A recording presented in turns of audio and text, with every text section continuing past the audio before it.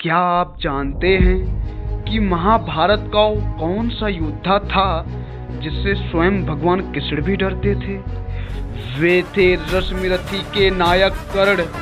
आज मैं आपको कर्ण के चरित्र की वो 5 बातें बताऊंगा जो 2026 बोर्ड परीक्षा में आपको पूरे नंबर दिलाएगी।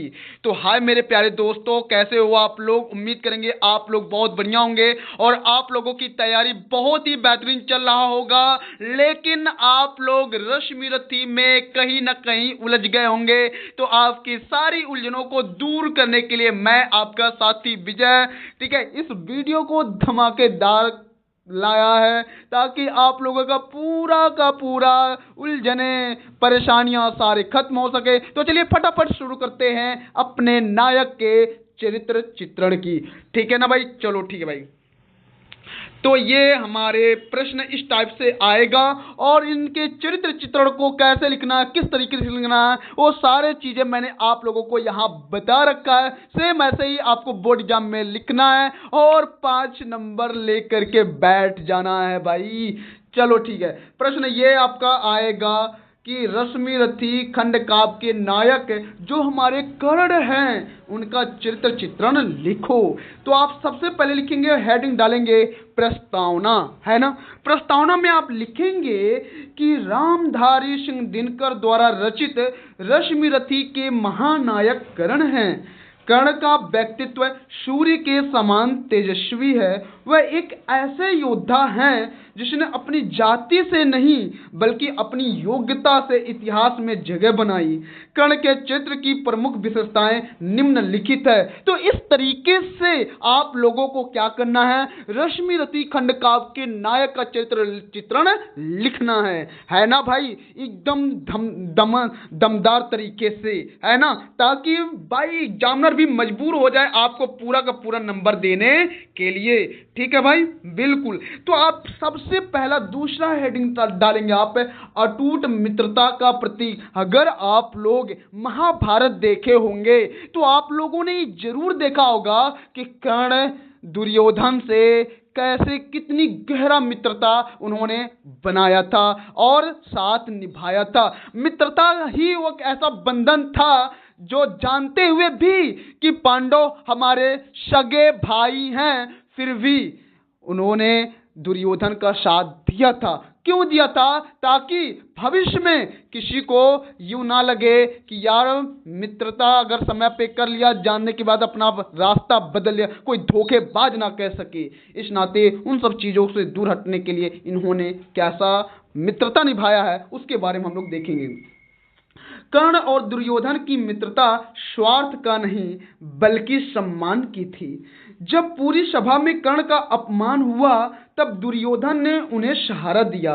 कर्ण ने जानते हुए भी कि कौरवों का अंत निश्चित है, अपनी मित्रता के लिए धर्मराज युधिष्ठिर का पक्ष ठुकरा दिया और अपनी मृत्यु चुन ली।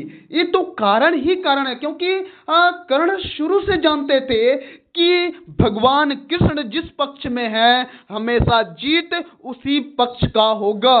कर्ण ये हमारे जो भी पक्ष है, जिस भी पक्ष में मैं खड़ा हूं वो पक्ष हारेगा, क्योंकि ये धर्म पक्ष नहीं है, ये अधर्म पक्ष है और अधर्म पक्ष धर्म पक्ष के सामने कभी भी विजय नहीं हो सकता है। ये सब जानते हुए भी, ठीक है, कि हमारा अंत निश्चित है, अगर मैं इस पक्ष से लड़ूंगा तो हमारा अंत निश्चित है, फिर भी ये सब कुछ जानते हुए भी कि हमारे पांडव हमारे भाई हैं, हमारे अनुज हैं, ये सारी बातें जानते हुए भी इन्होंने कौरव पक्ष को ही चुना। ठीक है, तो ये मित्रता का ही तो है ना, ठीक है ना। मित्रता ही कर्ण का असली धर्म था। ठीक है, तो इस तरीके से आप लोग ये लिखेंगे। फिर अगला चीज आता है आपका महादानी व्यक्तित्व। ऐसे ही आप लोगों को बोर्ड एग्जाम में लिखना है। लिखेंगे कर्ण की दानवीरता ऐसी थी कि ना कहना उनके स्वभाव में नहीं था। मतलब वो अगर उनसे कोई चीज मांगे तो वो ना नहीं कहते थे, चाहे कुछ भी हो। आप लोग देखे होंगे, है ना, कर्ण की चीज देखे होंगे, जो सूर्य पुत्र कर्ण करके जो एक धारावाहिक सीरियल चलता है ना, आप देखे होंगे उसमें कि कर्ण हमेशा दान के लिए आगे रहते थे।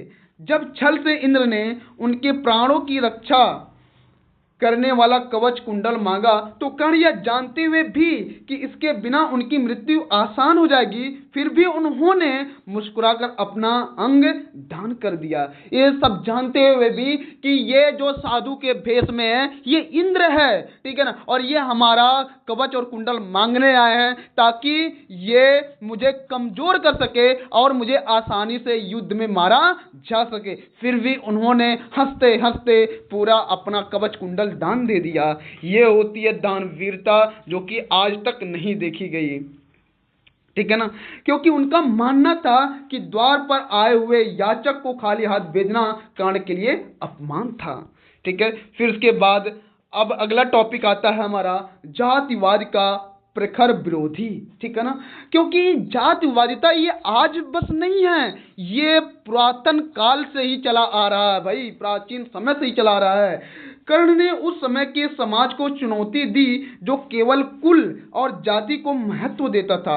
उन्होंने घोषणा की कि मनुष्य अपनी मेहनत और बाहुबल से महान बनता है, ऊंचे कुल में जन्म लेने से नहीं। उन्होंने कहा कि भाई अगर कर्म करोगे तो अपने कर्म के दम पर अपना खुद एक अलग पहचान बना सकते हो। ये नहीं कि तुमको अलग पहचान बनाने के लिए, बड़ा बनने के लिए, आगे बढ़ने के लिए तुम्हें ऊंचे कुल में ही पैदा होना हो, ऐसा कोई जरूरी नहीं है।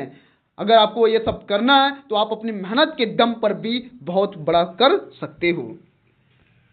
फिर उसके बाद उन्होंने कहा कि जाति जाति रटते जिनकी पूजी केवल पाखंड, मैं क्या जानूं जाति जाति है मेरे भुजदंड, है ना भाई, बिल्कुल ऐसे ही आपको लिखना है ताकि एकदम मजा आ जाए।